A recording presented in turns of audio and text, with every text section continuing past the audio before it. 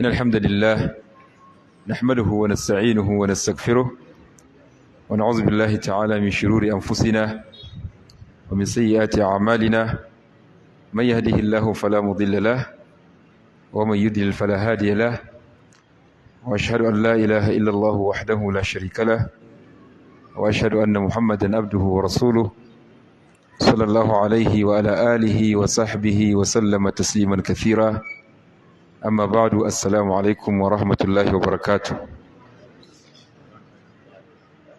الله يناتي وأعوذ بالله من الشيطان الرجيم ولو تواعدتم لاختلفتم في الميعاد على غير ميعاد الله سبحانه وتعالى يا منا بيوة da kuma dacewa a wannan yammaci na asabar muka yammaci da manyan bakinmu da suka zo jihar Kaduna don wasu sabgogi na addinin musulunci da taruka na addinin musulunci muga cewa ziyadatul khairi khair alƙarin alkhairi ne alkhairi baya yawa muka ce to ya kamata mu ribaci wannan ziyarar da suka zo garin Kaduna yadda akwai abubuwan da suka kawo su to amma muka roƙa cewa muna so malam da tawagarsa Dr. Ibrahim Disina da tawagarsa su kawo mana ziyara a wannan masallaci mai albarka na Khalid bin Walid da ke nan bakin ruwa Kaduna ko ba komai a sada zumunci a gaisa da 'yan uwa kuma a mana nasihohi gwargwadon abin da ya samu kusan mun yi magana da malam jiya da daddare bayan mun gama tafsiri to amma saboda karamci na malam ya amsa goron gayyata muna godiya Allah ya saka ma malam da alkhairi malam ghaniyun 'anit ta'rif ba sai na ce waye malam ba kowa ya san Sheikh Dr. Ibrahim Disina wanda shine director na wannan tasha mai albarka wanda duk gida yana kokarin ya ga cewa akwai wannan tasha ana ce mata hantsile ka gidan kowa Sunna TV ko to yau ga mu da Sunna TV gaba daya duk wannan alkhairan da kuke gani da darussa da muke gani na malamai da ni shi kanshi malam din da sauran darussa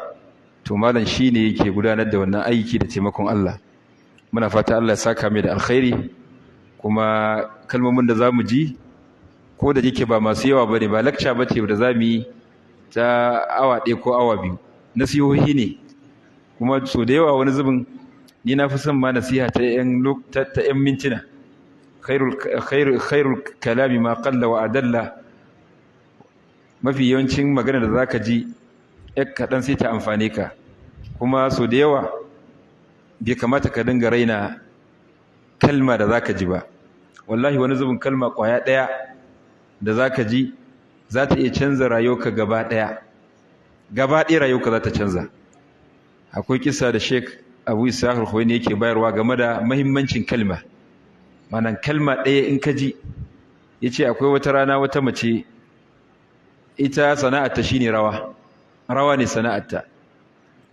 wata rana za ta tafi gidan rawa sai Allah ya jarrabe ta da kishi ta ji bata taba jin kishi irin wannan ba ta waiga dama da hagu idan za ta samu inda za ta sha ruwa sai ta ga guri mafi kusa da ita shine wani masallaci kun san su kasashen Larabawa duk masallaci akwai gurin shan ruwa ya kamata a ce mu dinga wannan sunna mutum ya zo masallaci akwai dan randa ta shan ruwa to sai ta ga guri mafi kusa da za ta iya shan ruwa shine masallaci kuma randa tana dan waje ne sai ta raba ta ɗauki ainihin kofi ta danno ruwa tana cikin shan ruwan nan ana wazi a masallacin kalmar da mai wa'azin nan yake magana yana magana kan tuba bata aje kofi ba sai da ta yanke shawara da ya kamata ta tuba ta aika sako zuwa ga masallaci cewa ga wata 'yar rawa ta zo tuba kalma ɗaya ta ji kaga kalma ɗaya ta canza mene duniyarta da mene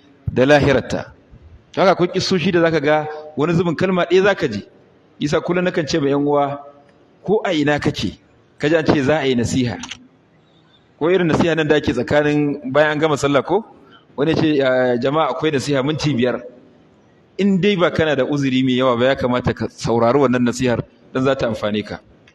Tare da malamin mu Dr. Ibrahim Jisina akwai Dr. Ibrahim Usman Suleiman, Dr. Usman Ibrahim Suleiman shi ma yana tare da mu, sannan akwai Dr. Hamza Abubakar Hussein shi ma yana tare da mu, akwai Dr.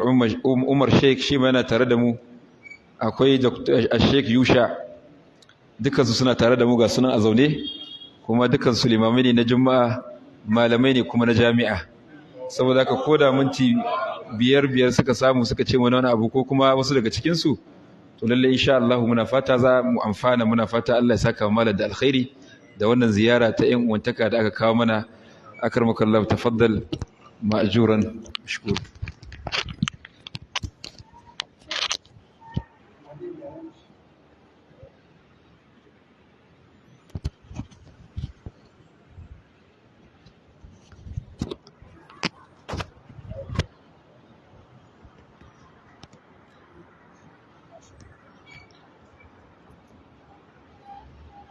بسم الله الرحمن الرحيم. الحمد لله رب العالمين، ولا عاقبة للمتقين ولا عدوان إلا على الظالمين، والصلاة والسلام الأتمان الأكملان على خير خلق الله محمد بن عبد الله صلوات الله وسلامه عليه. أما بعد، السلام عليكم ورحمة الله وبركاته. Hakika ina cikin farin ciki da jin daɗi da Allah maɗaukakin sarki ya ƙaddara na samu kaina a wannan masallaci, Masjidu Khalid ibn Walid, kuma a gefe na ga malamina Dr. Nura Musa Al-Misri, ga kuma tsohon aminina wanda ya guje ni, Malam Muhtar, ga 'yan uwa waɗanda na san su da jimawa. Allah maɗaukakin sarki ya sake haɗa mu a wannan guri. Da na ce muku ina cikin farin ciki da jin daɗi, abin da ya sa na faɗa haka saboda Allah ya sani, mala'iku shaida ne, duniya mata shaida cewa ina daga cikin mutane masu ƙauna da so ba ɗan kaɗan ba na wannan malami da ke gefe na, Dr. Nura Musa. Na jijji a karatukansa, kuma na halarci wasu bitoci da ya yi mana ta hanyar social media. Sai na ce Allah sarki, almajiri shi ya san wa ya kamata a cewa almajiri, wa ya kamata a cewa malami. Amma hakika irinsa al'umma ba sa ba shi hakkin da ya cancanta a ba shi. Ko shaida ne daga yadda yake karanta nassi, da yadda yake fassara shi, da yadda yake ta hakikin masail, kasancewa lalle ya ɗauki wannan karatu a hannun malamai, wanda wannan matsala ta rashin ɗaukan karatu a hannun malamai tana daga cikin abubuwan da ta jefa al'umma cikin hayaniya da harigido da rudani, musamman mu a duniyar Hausa, yadda lamarin ya zamto kowa ya koma malami. Tasaddara li tadrisi kullu muhawwisin balidin tusamma bil faqih al mudarrisi, wa haqqun li ahli al ilmi an yatamathalu ببيت قديم شاء في كل مجلس لقد هزلت حتى بدا من هزالها كلاها وحتى سامها كل مفلس. cewa Allah ya kawo mu wani zamani da kowane ɗan karambani da muta'alim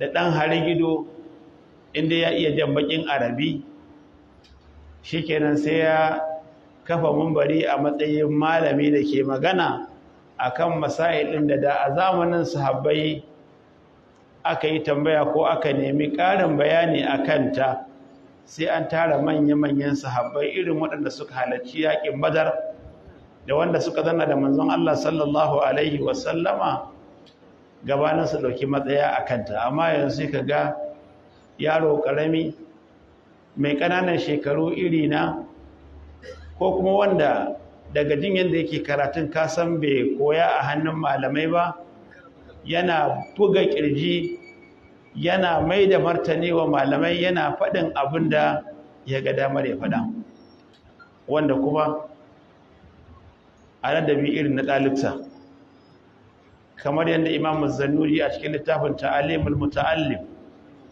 yake cewa ilimi baya samuwa dole sai an samu malamin da ke gwada maka. Ala la tanala al-ilma illa bi sittatin sa'umbika an majmu'iha bi bayani dhaka'un wa hirsun wa istibarun wa bulghatun wa irshadu ustadhin wa tulu zamani. Dole sai an samu malami da ke kama hannunka ya gwada maka cewa ga yanda abin yake, ga mabudin shiga ilimi, ga yanda magabata suka yi bayanin abu. Har wani malami ke cewa idan kana jin cewa ka gane wani abin da ba a hannun malamai ka koya ba, ka sani babu tabbacin haka abin yake, ko kuma gane wata ka ta gaskiya ce. Mallam yushafi aliman bi usulihi fayaqinuhu fil mushkilati dhununu. Duk wanda ba a hannun malami ya dauki karatu ba, abin da yake ganin tabbas ne, musamman cikin masail waɗanda suke wato da kulli suke da wahalar fahimta, kada ya dauka cewa fa ya gane ko yana kan hanyar daidai. Zato ne, zai iya zamtowa gaskiya, zai iya zamtowa kuskure. Abu Hayyan al-Andalusi marubucin littafin Al-Bahr al-Muhit fi i'rab al-Qur'an yana yawaita ambaton wani baiti da malamai ke kafa dalili akan cewa idan baka dauki karatu a hannun malami ba, zaka iya tafka kuskure a ganin cewa kai daidai kake faɗa, ko a garin gyaran gira ka tsola idanu. Yana cewa yadhunnu al-ghamru an al-kutuba tahdi akhafaha min li-idraki al-ulumi wa ma yadri al-jahul bi anna fiha maghamid hayyarat aqal al-fahimi idha rumta al-uluma bighayri shaykhin dalalta 'an as-sirat al-mustaqim وتلتبس الأمور عليك حتى تصير أضل من توم الحكيم. kun san da can tun a zamanin manzon Allah sallallahu alaihi wasallama da zamanin da ya gabaci manzon Allah, idan ana rubutu ba a dugo akan rubutu, sai dai kawai a fitar da dungun abin da za a diga din. Amma yaya zaka furta wannan babban abin da yake tabbaci shi ne ka zamto ka koya a hannun malamin. Hadisin nan da shi wannan mutumin da ya ba mu labari a kansa cikin waka ya fada cikin kuskure a kansa shi ne hadisin Abu Huraira, riwayan Bukhari, da manzon Allah sallallahu alaihi wasallama yake cewa habbatu sauda shifa'un min kulli da'in illa as-sab. Habbatu sauda, ka tuna yadda ake rubuta kalmar habba, akwai haƙarami, sannan akwai ba, akwai kuma taguje. To dungun yadda ake rubuta baɗin nan in ba a ɗiga ba, za ka iya karantawa da hayya, macijiya kenan. Za ka iya karantawa da hassa ko hanna ko habba. Shi wannan da yake ba a gurin malami ya koyi karatun ba, da kansa ya je ya karanta, sai ya karanta hayyatu sauda, bakar macijiya maimakon habbatu sauda. Tana waraka ce ga dukkan komai in ba mutuwa ba, a wata ruwaya da kuma tsufa. Shi kuma likita ne, saboda haka gashi da san addini, duk wanda ya zo gurinsu sai ce kai je ka ci bakar macijiya. ni da ce mutumin karkara ne, bakaken macizai a cikin dangin macizai su suka fi kowanne tsananin duhu, su suka fi kowanne tsananin dafi cikin namun macizan na kuskuna a ƙasar Hausa. Kububuwa ita ce take zuwa da kalar baki galibi, saboda haka sai ya zamto yana ta cewa mutane su ci bakar macijiya, suna ci tare da dafin suna mutuwa.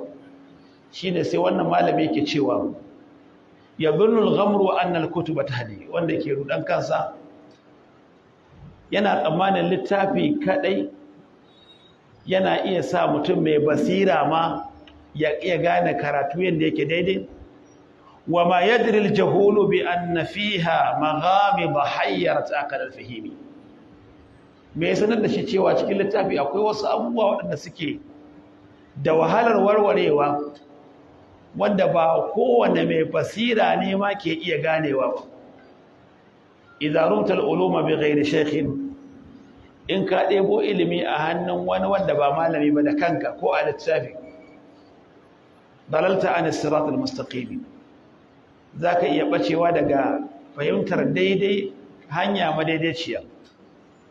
wa taltabisu al-umuru alayka hatta tasira adalla min tumal hakim, abubuwa za su iya rikice maka, abinda yake gashi kusa da a hannun malami ka koya sai ka fi dace da daidai, amma saboda ka koya da kanka sai ka fada cikin wato rudani, ka afka cikin abin da yake ba daidai ba, sai ka bata sama da batan da tumal hakim. Shi wannan likitan da na ba mu labari a kansa cewa ya je yana karanta hadisin habbatu sauda shifa'un min kulli da'in illa sam, sai yana karantawa hayyatu sauda shifa'un min kulli da'in illa sam. a wannan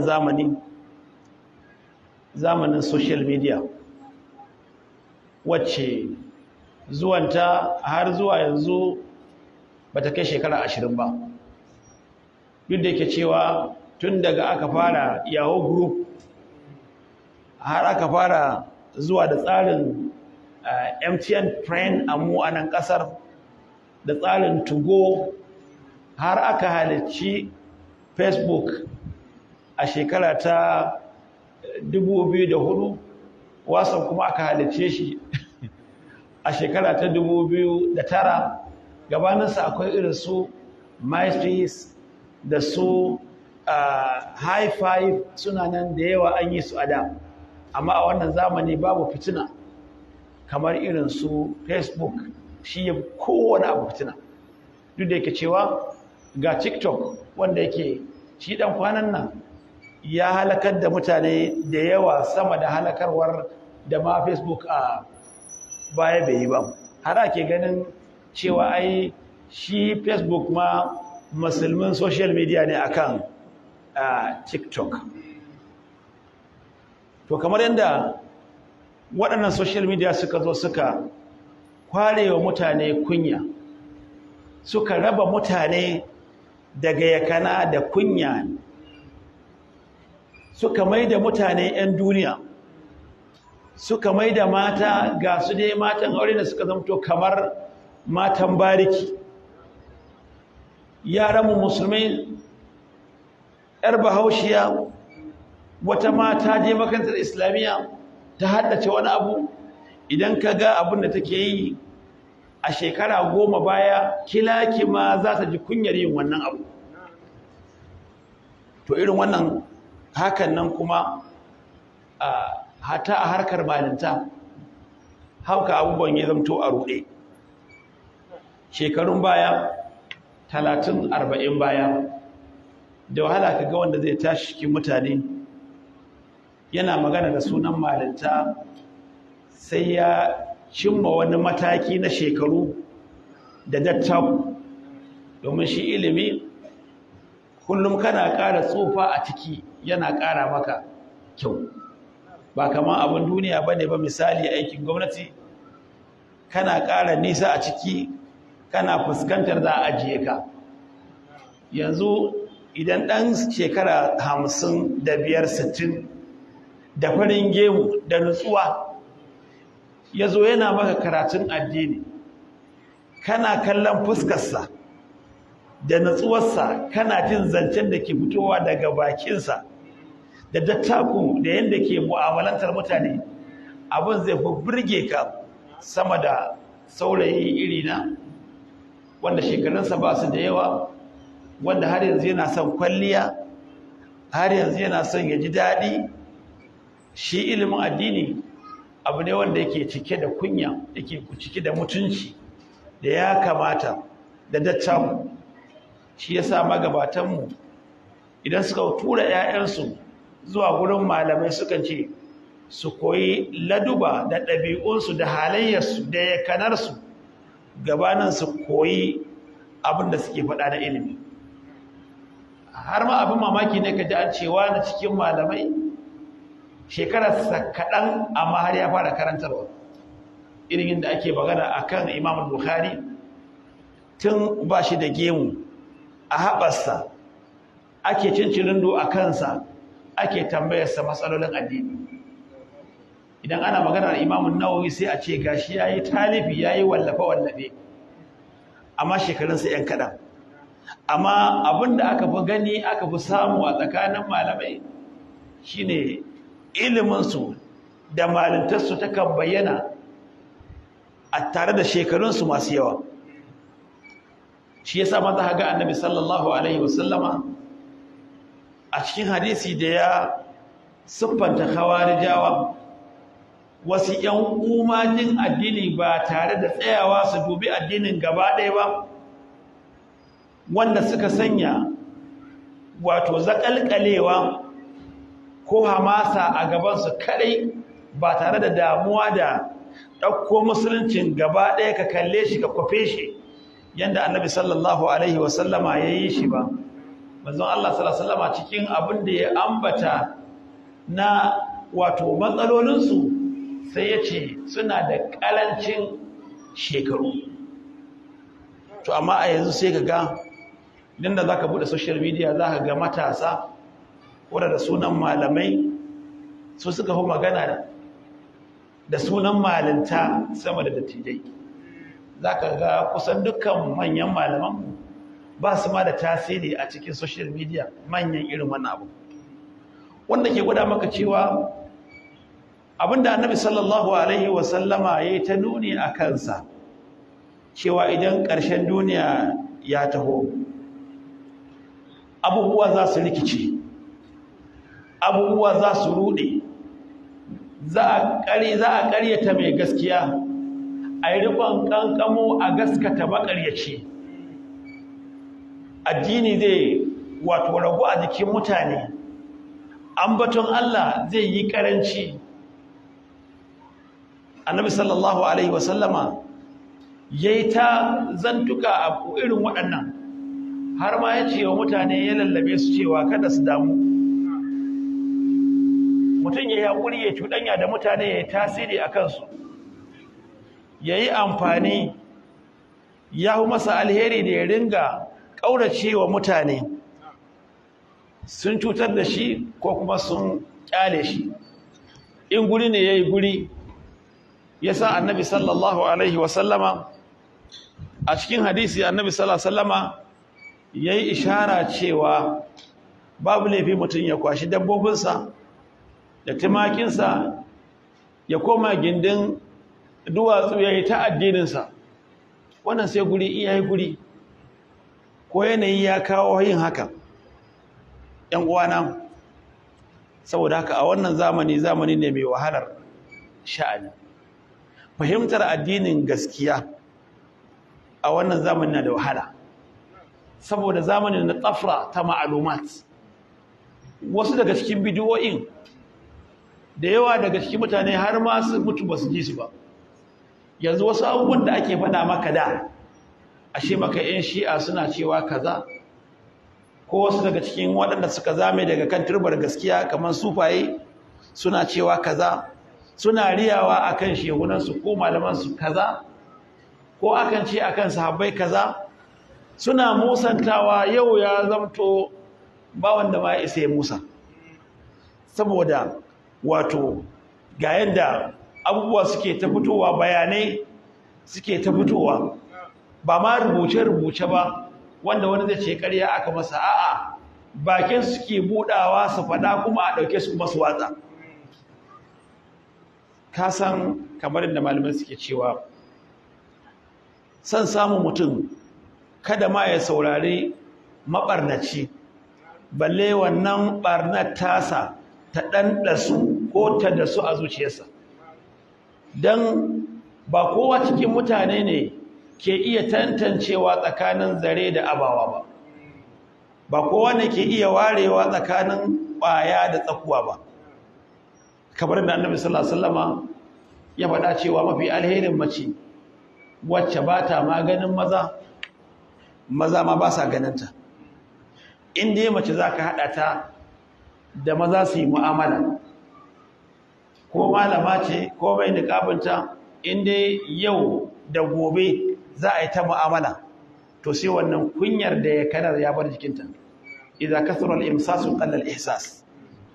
Kamar yanzu yanda da abun kunya ne kaga mutum mai daraja ma yana jin kiɗa, balle a ce ɗalibin ilimi, balle a ce malami. Yanzu ko inda za ka tsoma kanka ka shiga cikin social media, ka shirya ko baka shirya ba, ka yadda ko baka yadda ba, dole ka ga tsareci, dole wata rana a ji kiɗa yana fitowa daga wayarka, ko da ko wace wucewa ka zo yi. To fahimtar addini a irin wannan zamani na rikicewar duniya abu ne mai matuƙar wahala. A fahimta ta, ina gani ga dukkan mutumin da yake so ya kai zuwa ga tudun mun tsira, dole ya lura da waɗannan abubuwa. Abu na farko, musulmi ba shi da wani abu da ya kai addu'a. Addu'a makamun mumini ne. A hadisi manzon Allah ce ita ce ma dalakin ibada, ƙashin bayan ibada.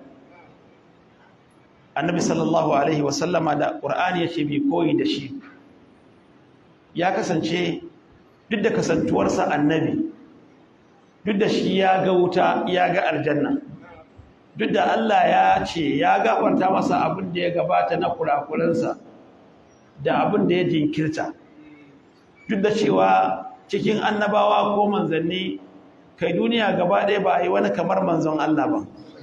Shi ne wanda Allah ya fi so, shi ne wanda ya fi kowa a duniya. Kaga duk malantarka, duk ɗalibtarka, duk sunnarka, duk tsantseninka ba kai manzon Allah ba. Don da kansa sallallahu alaihi wasallam ce ana akhshakum lillah, na fi kowa tsoron Allah a cikin ku. Amma yana yawaita cewa Allahumma ya muqallibal qulub thabbit qalbi ala ta'atika. Allahumma ya muqallibal qulub thabbit qalbi ala dinika. Ya Allah mai jujjuya zukata, Allah ka tabbatar da zuciyata akan yi maka biyayya. A wata riwaya ka tabbatar da zuciyata akan wannan addinin naka. Addu'ar Annabi Ibrahim alayhi salatu wassalam ne da yayi wa ƴaƴansa cewa wala tamutunna illa wa antum, ka dage kai wa addini riƙon kankamo, kada ka yadda ka mutu a wani tsarin da ba na musulunci ba. ‘Yan uwana, abu na farko kenan. Abu na biyu, dole mutum ya je ya koyi karatun addini. Sauraron wa'azi yana da nasa fa'idar, amma albarkarsa ba kamar wanda zai gurfana gabanin malamin ya ja baki ya ko fassara masa ba. Wannan zaman kadai ibada ce. Idan Annabi sallallahu alaihi wasallama yana cewa wa majtama'a qaumun fi baitin min buyutillah yatluna kitaballah wa yatadarasunahu bainahum illa nazalat alaihim as-sakinah wa ghashiyatuhum ar-rahmah wa haffatuhum al-mala'ika wa dhakarahum Allah fi man inda. Duk wanda yaje gurfana yaje masallaci yana daukan karatun addini, an ambaci alqur'ani ne a matsayin shine abin da aka fi a masallaci, amma wannan baya hana sauran ilimin muka su shigo inda na koyi addini ne. yatluna kitaballahi wa yatadarasunahu bainahum, kaji abin da zai same ka illa nazalat alaihim as-sakina, nutsuwa irin wanda Allah subhanahu wata'ala ya faɗa cewa aka saukarwa sahabban manzon Allah sallallahu alaihi wasallama a bai'atul ridwan, irin wannan ne zai sauka maka. Wa ghashatuhumur rahma, rahamar Allah za ta lullube ka. Idan ka samu rahamar Allah ai ka dafa ta dimbin tsira. Wa hafatuhumul mala'ika lahum mu'aqibatun min bayni yadayhi, mala'iku waɗanda za su baka kariya.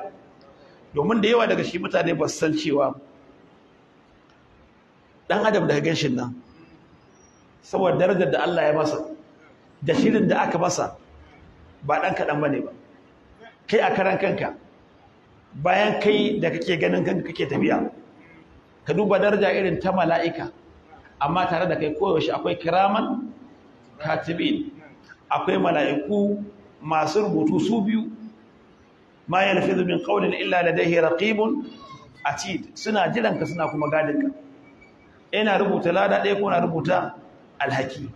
Kamar yadda kuma tare da kai akwai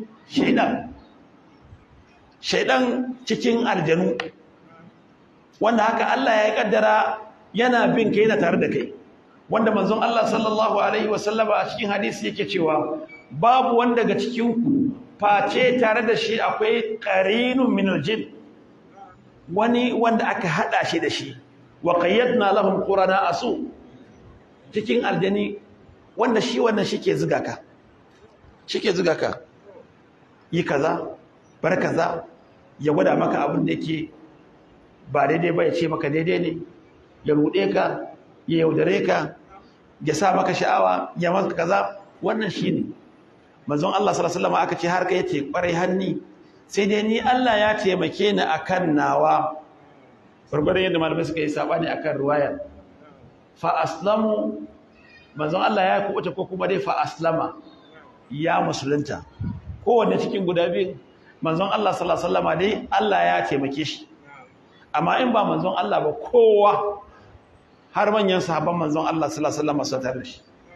To shi wannan shedan wanda Allah subhanahu wataala ya siffanta shi alqur'ani cewa shine al-khannas, mai motsewa, mai ramewa, mai rugurgujewa, mai yamutsewa, abinda ke sa shi ya zamto ba zai iya rudarka, ya cutar da kai, ya ziga ka, ya tatale ka, ya tura ka, ya kai ka, ya baro ka ba, shine yawan zikiri, yawan ambaton Allah.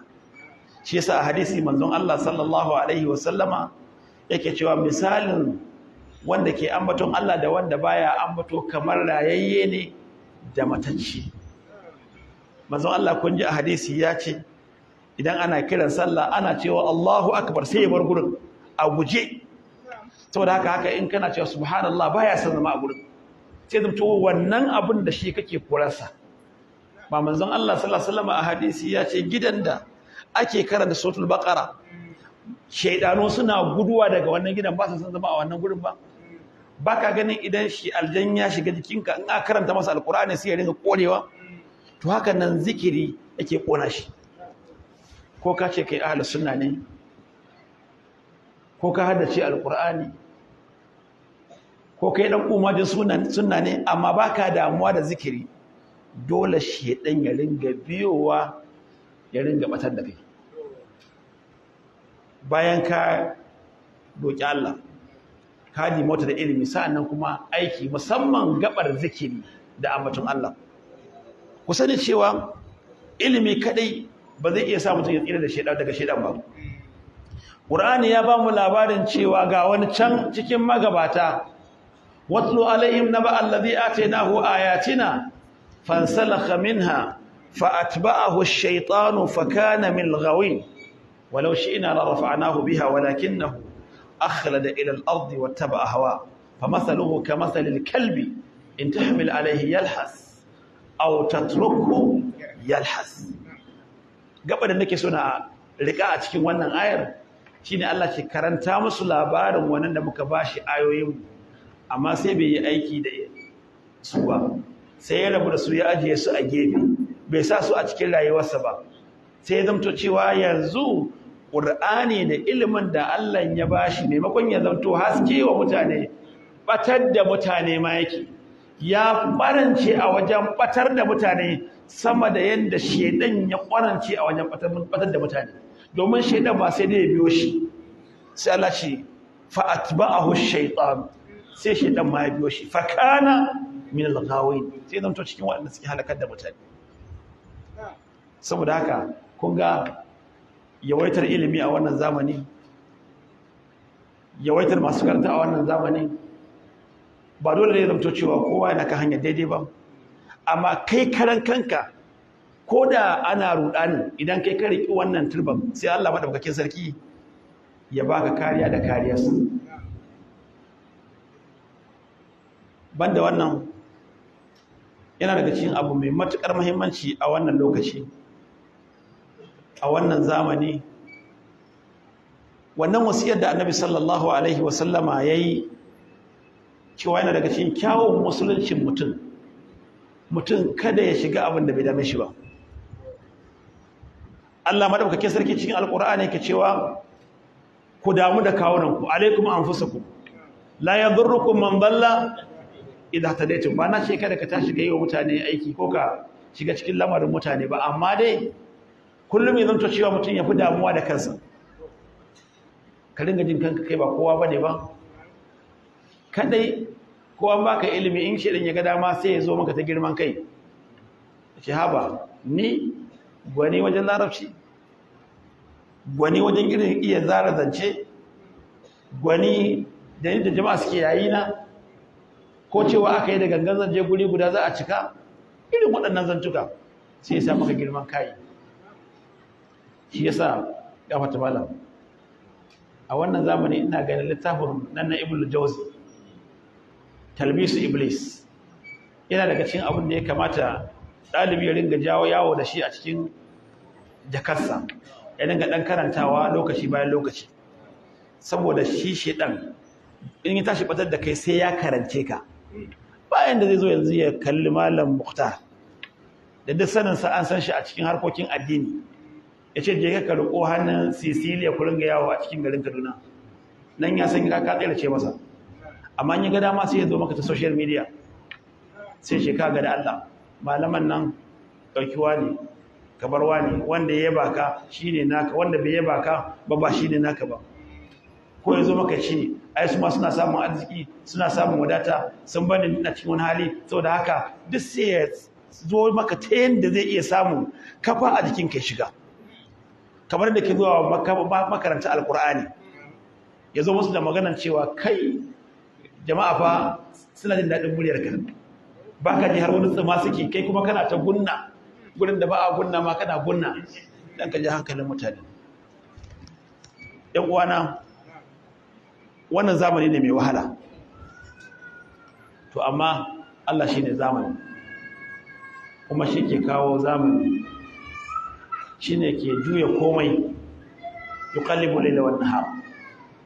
Saboda haka ba za mu zagi zamani ba, sai dai mu zagi kawunan. Idan ka nutsu cikin alkur'ani da sunnar manzon Allah sallallahu alaihi wasallam, kana bibiyar maganganun malaman Allah, zaka ce to ya zan iya gane malamin Allah.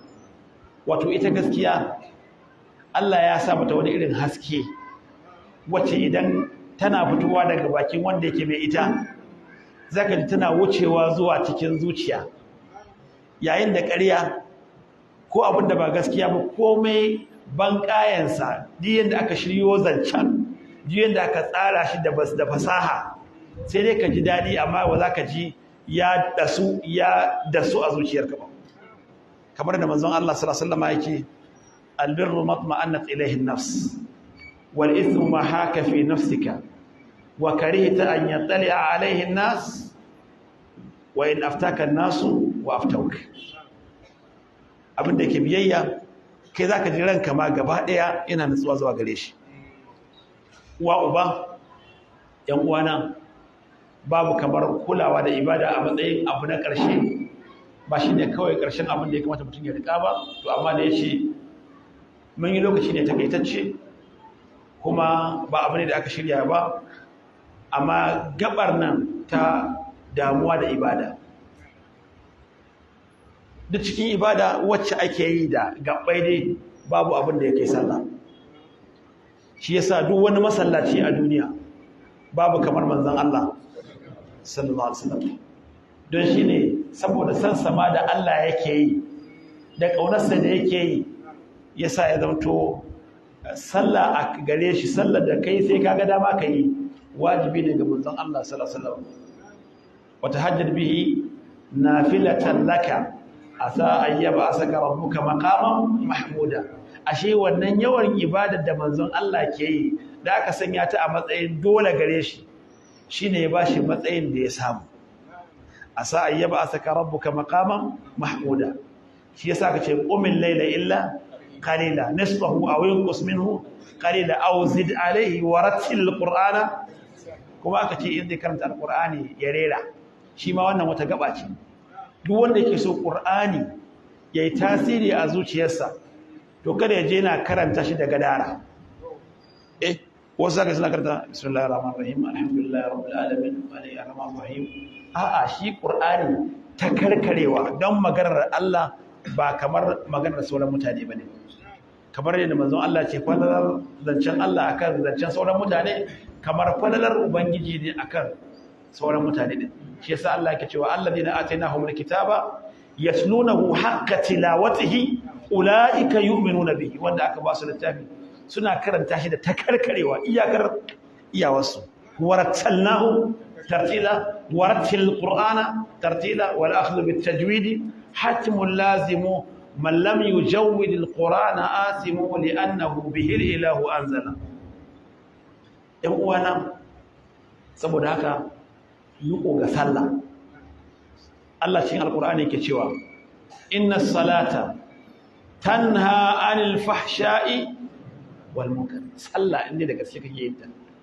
ita kanta ta isa ta zagwanye maka laifuka ta hana ka aikata munanan ayyuka shi yasa ko kunci manzon Allah sallallahu alaihi wasallam ya shiga sai ce arihna bis salati ya bilal idan musulmai suka shiga damuwa suka kaman duniya za ta tashi irin yanda suka ga a zamanin manzon Allah rana ta kisfe sai manzon Allah ce me inna ash-shamsa wal qamara ayatan min ayati Allah la yankasifani li mauti ahadin wala li hayatihi fa idha ra'aytumuhu fafza'u ila as-salah hubbiba ilayya min dunyakum at-tib wan nisa wa ju'ila qurratu ayni fi as-salah Allah ya samu cikin masallata ɗan uwana da waɗannan kalmomi in ki so in dakata a nan gurin ina fatan Allah subhanahu wataala wannan zumunci namu na almajirai kamar da magabatan suke cewa innal ilma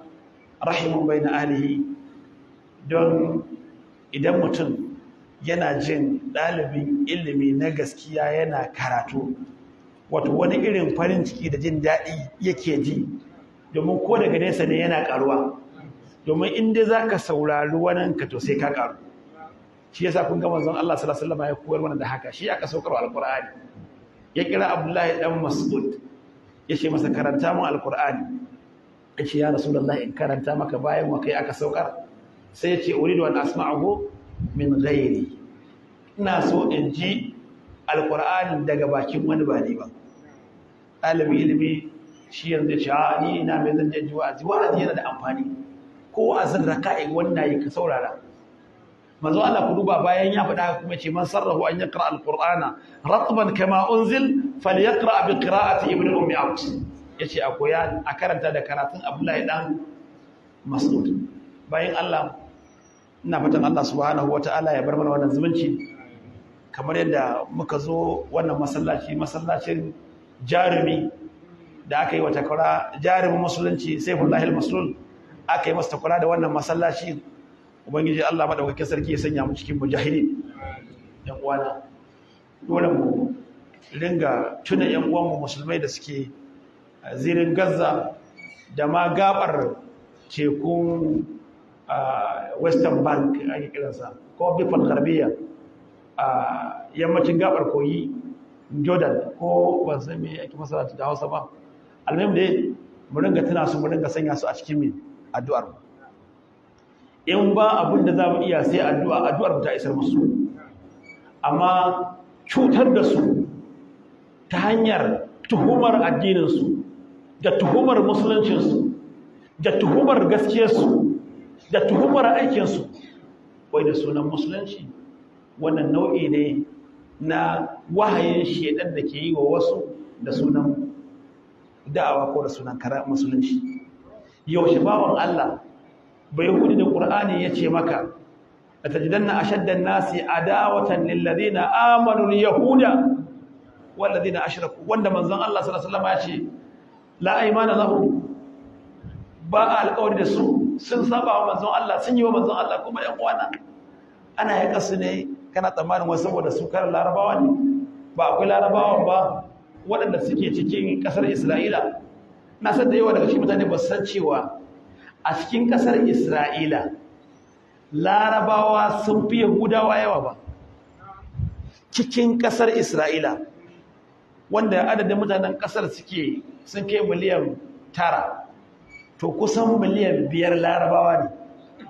Yahudawan su ne miliyan 4. To waɗancan saboda an fi ƙarfinsu ne, wasu kuma ma sun bi su, waɗannan kuma sun tsaya akan ƙafarsu, suka ce kuma su suna yi ne saboda su yi faɗa, su ba wa musulunci kariya. Kuma manzon Allah sallallahu alaihi wasallam cikin abin da Bukhari da Muslim suka tabbatar a littafinsu da hadisi ingantacce daga Abu Huraira, cewa yaƙin nan fa sai an yi shi tsakanin Yahudu da musulmai. Manzon Allah ce in ya zo kowane abu a duniya sai ya taimaka wa musulmi yaƙar Yahudawa. Ko a yau irin yadda da ake ɗaure musu gindi, ai yanzu kaga duniyar ta fara sace musu taya, sa fara ja daga jikinsu, ba kamar yadda suke da ba. Manzo Allah ce komai sai ya taimaki musulmi, har bishiya da dutse za su ce bayana kai musulmi mayaƙi zo, akwai bai Yahudi zo ka yaƙe shi. Manzo Allah ce in banda bishiyar garqat fa innaha min shajar al-yahud. Kai kuma kana musulmi, wannan yanki na Sham gaba daya wato guri ne wanda yake fa mai daraja da matsayi da musulunci bai dauke shi da wasa ba. Guri ne wanda alqur'ani ba sau ɗaya ba sau biyu ba cikin annabawa daban-daban Allah ya kira wannan yanki guri ne mai albarka. Na san wasu daga cikin yan uwana almajirai suna da masaniyan cewa hatta tashin alƙiyama a ina za a yi, nan manzon Allah sallallahu alaihi wasallam ya ce duniya za a kada wutar da ta kora mutane, za ta kora su ne zuwa wannan yanki. Nan ne ba annabi Isa alaihi salatu wasallam da su. In nace yanki Sham ba yankin wai Palestine kadai ba, tunda a Sham in aka ce a istilahin Sham a gurin malaman da ya hada kamar da Yaqutul Hamawi cikin Mujamul Buldan ya faɗa, ya hada da wani yanki na Iraqin yau inda hududin da ya ambata. A haka nan a zamanin da aka ce ya hada wani yanki na kasar Iraq, yankin Mosul zuwa yadda ya hada kasar Syria din, da ma yankin Sina da Arish a kasar Masar. Ana kirga cikin me yankin kasar Sham da kuma kasar Lebanon din yau gaba daya, da kasar Syria yau gaba daya, da kasar Jordan din yau gaba daya, da Palestine yau gaba daya, da Isra'ila yau gaba daya. Duka wannan yanki ake kiransa me Sham. Anan ne annabi Isa zai sauko, anan ne kuma za a kashe Dujjal. Kuma nan ne manzon Allah sallallahu alaihi wasallam yake cewa wannan guri ba za a rasa samun wasu waɗanda suka tsayu akan addinin Allah, ba wani abin da ke zuwa ya sa su canja daga yanda addinin yake. Komai wahala, komai ruwa, komai iska. Na faɗa hakan da Hausa dan ya bada ma'anar ba wai haka manzon Allah sallallahu alaihi wasallam ya faɗa ba. Ɗan uwana, in aka bar almajiri kasan sai ya tsaya sai ya sake fitowa ita. Wa akhir da a ƙarshe nake cewa Allahumma arinal haqqa haqqan warzuqna ittiba'a wa arinal batila batilan warzuqna ijtinaba. Subhanaka Allahumma wa bihamdika ashhadu an la ilaha illa anta astaghfiruka wa atubu ilaik. Wassalamu alaikum wa rahmatullahi wa barakatuh. Wa alaikum assalam wa rahmatullahi wa barakatuh. Alhamdulillah. Hausawa da cibai ba a rasa nono a gida a riga ko yadda aka nemi nono ko ba a shirya ba za a same shi. Kun ga malam bai zo Kaduna da shirin cewa zai zo yi lacca a nan ba, amma ga shi an samu lacca mutakamilatul arkan ya mana nasiha wanda yake kamar yadda na faɗa a farko, inda mutum zai aiki da abin da malam ya faɗa cikin wayannan mintunan, wallahi da sai rayuwar shi ta canza, sai ya samu canji duniya da lahira. Domin abubuwan da ya ambata kusan su ne mafita a dukkan wani halin da aka shiga. Bayan malam yayi mukaddima, yayi magana kan addu'a, musamman addu'a kan tabbata kan addini. Kullum malamai suna magana kan addu'a, amma har yanzu in na kalli fuskokin mutane nakan ga cewa wasu har yanzu ba su gane cewa addu'a ba ce. Saboda har yanzu mutane suna ganin dai anya kuwa in matsala ta same ni wai in addu'a, wasu sun fi gane su kira wani waya su je gurin wani, amma wallahi in ka rike addu'a zaka sha mamaki. Malaya mana ishara abira, in ka rike addu'a so ba abin da zai gagare ka. Kuma in kaga amma fatahi kana yin addu'a, to lalle ka tabbatar amma fatahin alkhairi. Shi sa Umar bin Khattab an rawaito yana cewa ba addu'a bace, inni la ahmilu hammal ijaba walakin ahmilu hammad du'a, fa idza ufiqtu lid-du'a fal ijabatu ma'ahu. Ce ba abin da ke damuna ba shine a amshi addu'ata, abin da yafi damuna shine in yi addu'a. Domin na san idan nayi addu'a to amsar addu'a tana tare da shi. Mana Allah in bai so ya baka ba zai ma tawfikin addu'a ba. Isa ana cewa man futiha alaihi fi du'a futiha alaihi fil ijaba. Kullun in dai kana addu'a to lalle ana so a baka ne. To mallan ya mana magana kan addu'a, yan uwa mu rike addu'a. Kuma sai mana magana cikin addu'a mafi daraja, mafi kima shine kai roki tabbata kan addini. Ibn Taymiyyah yana cewa yayi ta'ammuli, yayi nazari game da addu'a mafi tsada, mafi girma da ya kamata mutum yayi, shine ce talbul auni ala ta'atillah, ko nemi taimako wajen yi ma Allah da'a. To wannan ita ce addu'a mafi tsada cikin addu'o'in da zaka yi. Yace kuma na samu wannan addu'ar a cikin iyyaka na'budu wa iyyaka nasta'in. So yayin wa mu rike addu'a. Sannan malam ya mana magana kan ambatan Allah. Shi ma maganar ambatan Allah magana ce mai girma, mai muhimmanci. Ibn al-Qayyim cikin littafin shi Al-Wabil as-Sayyib ya ambaci amfani, fa'idoji na ambatan Allah kusan guda 100. Kuma dai a takaice yake cewa ba a taba ambatan Allah akan wani abu mai wahala ba sai ya zama mai sauki. Ba a taba ambatan Allah ba saboda tsoro sai an samu aminci. Shi ambatan Allah yana maganin komai. So lallai ya kamata mu rike ambatan Allah. Sannan malami mana magana akan shedan. Domin duk wani abin da za a yi magana cewa kai kaza to shedan yana nan bil mirsad. Kuma ya mana ishara cewa shedan milha bati'ul ya'as, yana da naci kuma yana da wahala ya eba tsammani cewa kafi karfin sa. Da wahala shedan ya zubar da kayan rigima da kai sai in yaga ka daina numfashi. So amma kuma sai malai ambatan mana cewa in kana so kai maganin shedan, ka fi karfin shedan, to ka rike ambatan Allah. Don shi ne daman shedan an kira shi da al-khannas. To amma bai zama khannas ga kowa sai ga mai ambatan Allah. Haka ibnu qayyim ce idza zukira Allah khanasa wa idza waqa'at al-ghafla inbasata. Da ka ambaci Allah to sai takuri, sai zama ya koma gefe. Amma in ka zama gafalalle to sai mike kafarsa. To malam ya magana shedan da maganin shedan shine ambatan Allah. Sannan karshe mana magana kan ainihin al-ihtimamu bil ibada, musamman sallah. A sallan ma yi magana musamman qiyamul layl. Wata akwai wasu abubuwa da mutum zai rike su wallahi da ya sha mamaki. Kaga qiyamul layl to ai ina ga shine aljannar duniya. Da ambatan Allah da qiyamul layl duk wanda bai dandana dadin su ba to ya zo duniya wa lam yadhuq atyaba ma fiha. Bai dandana abin da yafi komai dadi a duniya ba to ya zama miskin kenan. Dama na cewa masakinu ahlud dunya humul ladina kharaju minha wa ma dhaqu atyaba ma fiha. To abin da yafi komai dadi a duniya shine ambatan Allah, musamman kuma ambatan Allah a cikin sallah. So duk wannan abinda malam ya mana ishara kenan a takeice.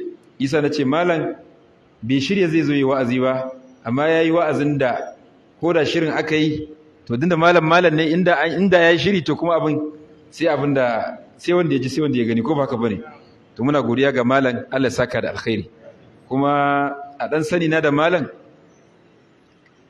abinda na fahimci Allah ya ma malam baiwarsa malai mun hakuri shine Allah ya mai baiwar tawadu Allah ya mai baiwar mene tawadu amma lallai akwai baiwa mai girma da ilimi mai girma da Allah subhanahu wataala ya kunshi a gurin saboda tun daga farko na fara sauraro nace lallai Allah subhanahu wataala ya san abin da ya tanada muna fata Allah ya ƙara mana irin su malam a ainihin Najeriya gaba daya kuma watan ayyukan da malam suke na yaba ambaci sunna TV ko to amma wannan ɗaya ne daga cikin ayyuka na alkhairi wanda malam suke abin da ya shafi da'awa a Najeriyance muna fata Allah ya saka mai da alkhairi Allah ya ƙara mai lafiya ya ƙara mai tsawon kwana duk da ya ce har yanzu shi matashi ne so ka san a cikin matasan ma akwai dattawan matasa ko to malam shi dattijan matashi ne yawa idan muna gurin to ya zama dattijo ne Allah ya saka mai da alkhairi to zamu dan kira ɗaya daga cikin wanda suke tare da malam Dr. Usman Ibrahim Giya dai shi ma ya dan ce mana wani abu cikin mutuna malam yi zaman ka ni zan tashi ni zan tashi da ka zo na malam to malam bismillah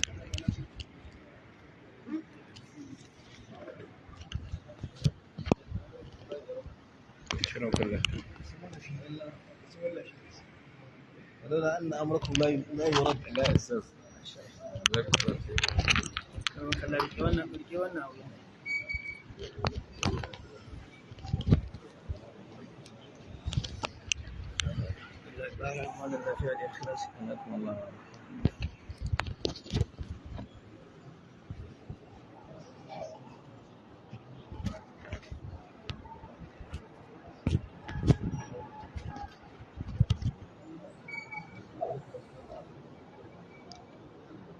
بسم الله الرحمن الرحيم الحمد لله رب العالمين أصلي وأسلم على خير البرية وأزكى البشرية محمد بن عبد الله سيد الأولين والآخرين وعلى آله وصحابته أجمعين ومن تبعهم بإحسان إلى يوم الدين bayan haka ‘yan uwana assalamu alaikum wa rahmatullahi wa barakatuhu dukan yabo da godiya da janjina da kirari su kara tabbata ga Allah madaukakin sarki magagin halittar mu mamallakin mu wanda shi ke gudanar da lamarin mu yau da kullum shi kadai ya cancanta a bauta masa farin cikin mu yana da yawa da Allah madaukaki hada mu da waɗannan fiskoki mai albarka karkashin tafiyar jagorancin wannan babban malami da muke sauraron darussansa a nesa duk da cewa ba mu kusa da ku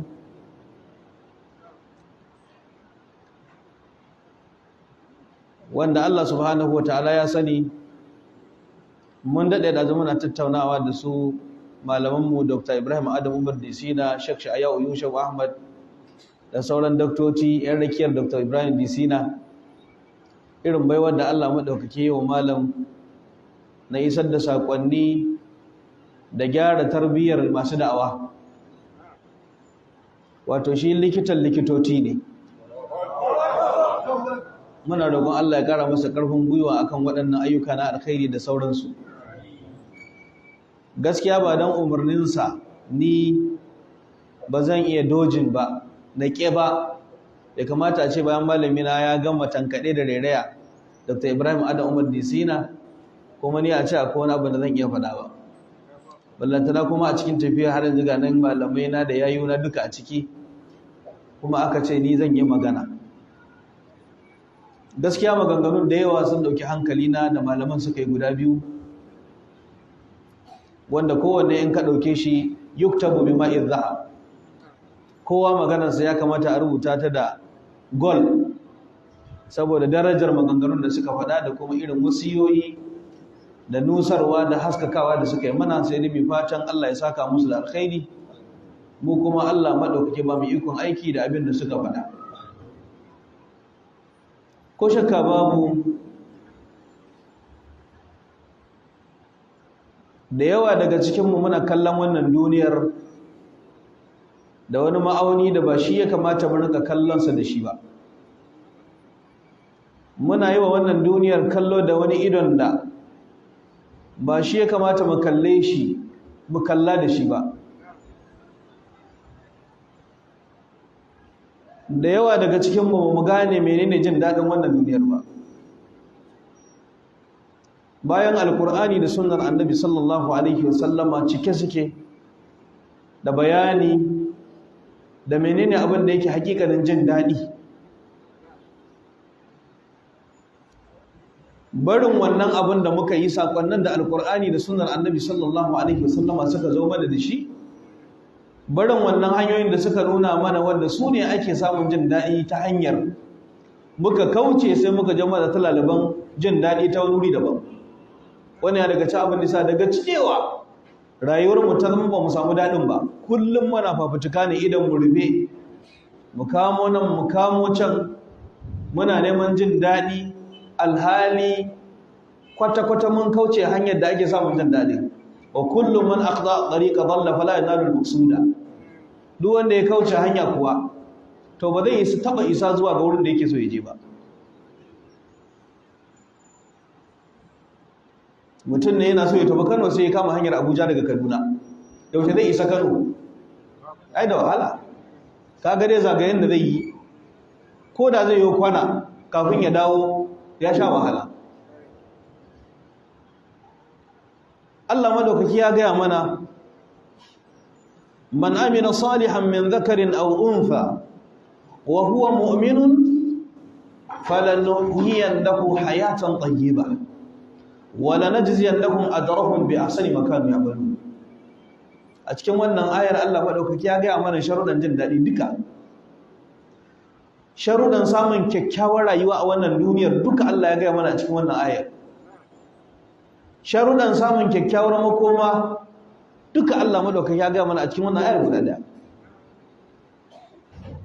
Man amila salihan min dhakarin aw untha, duk wanda yi nagari, duk wanda ya aike mai kyau, namiji ne ko mace, wa huwa mu'minun, alhali yana da imani. Domin sharaɗin aiki nagari, sharaɗin karɓuwarsa shine zama da cewa an gina shi akan imani. Sai Allah ya ce in ka gina aiki nagari, ka yi aiki nagari kuma ka gina shi akan imani, sai Allah ya ce duk wanda ya haka falannuhyiyannahu hayatan tayyiba, za mu raya shi rayuwa daddada. Bayan Allah, malam ya kawo mana maganganun magabata da irin rayuwar da misalin rayuwar da magabata suka yi. Da yake su Allah madaukaki ya taimake su sun nemi jin daɗin ta hanyar da jin daɗin yake. Wasu ma ba su san cewa suna jin daɗin ba, amma su sun samu jin daɗin da suke nema. Amma idan ka kaucewa hanyar jin daɗi, wasu a gefe suna ganin kamar kana jin daɗi, amma kai kasan azabar da kake sha.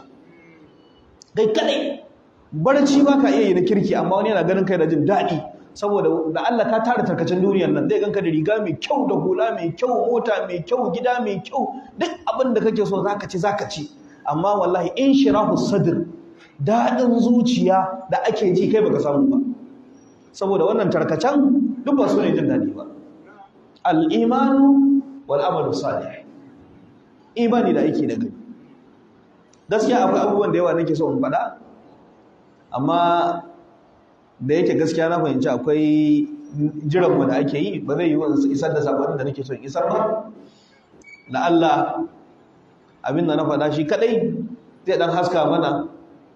Shi da alkur'ani ya nuna mana ga hanyar da za mu yi mana son mu jin daɗi. Shi yasa malam ya kawo mana maganar sallar dare, maganar zikirin Allah, wai duk waɗannan abubuwan su ne ake samun jin daɗi da su.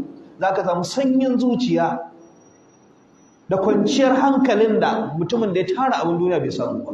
Allah ya mana albarka, ubangiji ta'ala ya raya mu rayuwa mai kyau, mai amfani, ya sa mu zama masu amfani wa al'ummar musulmai duk inda muke. Allah madaukake saka wa jagororin wannan masallaci da alkhairi. Akarmakum Allah, muna maka addu'a, Allah madaukake saka maka alkhairi irin wato bijimin kokarin da kake yi wajen karantar da mutane da wayar da kan mutane da maganin da kake masu cututtuka na zuciya da na kwakwalwa da na ko'ina. Allah madaukaki saka maka da alkhairi. Wa sallallahu wa sallama ala nabiyina Muhammadin wa alihi wa sahbihi ajma'in. Assalamu alaikum wa rahmatullahi wa barakatuh.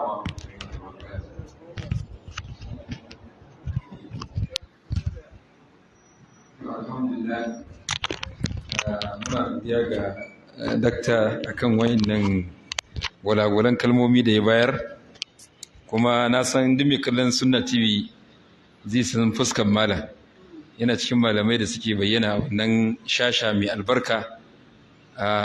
Yanda malam ya ce abubuwan da zai ke so ya faɗa suna da yawa, to ina fata a ci gaba da bibiyan malam a karatukan shi, insha Allah za a ji sauran. So muna ƙara godiya ga Allah subhanahu wa ta'ala da wannan ziyara da malamai suka mana. Lalle sun sharrafa mu kuma sun nawara mu. Muna fata Allah ya saka musu da alkhairi, Allah ya ba su ladar da ake ba ladar da duk wanda ya kai ma dan uwa ziyara fillah. Tibtum wa taba mamshakum wa tabawwa'tum jami'an min aljannati manzila. Muna godiya, Allah ya mai da malam, Allah ya mai da su gida lafiya da cikin iyalansu. Sannan akwai ziyara tana da yawa yau. Akwai dan uwa malam Muhammad Sani wanda ya kawo ziyara shi ma tun daga garin Abuja. Muna fata shi ma Allah mai da shi gida lafiya, tare da babban amini shi malam Kabir Bebeji Al-Misri. Muna fata Allah ya saka musu da alkhairi. Kuma insha Allah wannan ziyarar za ta zama ta farko kenan ko? Insha Allah muna fata mu samu ziyarori masu yawa. Insha Allah malam wannan zuwan shi shine na farko, amma kuma ba zai zama na farko ba, ba zai zama na ƙarshe ba insha Allah. Allah samu dace. Saboda haka tunda daman takaitaccen nasiha ne zamu tsaya nan, za a kira sallah, za mu yi sallah insha Allah, saboda malam su samu su koma, suna da wani taro da za su yanzu. Wa subhanakallahumma bihamdika نشهد أن لا إله إلا أنت نستغفرك ونتوب إليك. ربنا آتنا في الدنيا حسنة وفي الآخرة حسنة وقنا عذاب النار. ربنا لا تزغ قلوبنا بعد إذ هديتنا وهب لنا من لدنك رحمة إنك أنت الوهاب. سبحان ربك رب العزة عما يصفون وسلام على المرسلين والحمد لله رب العالمين.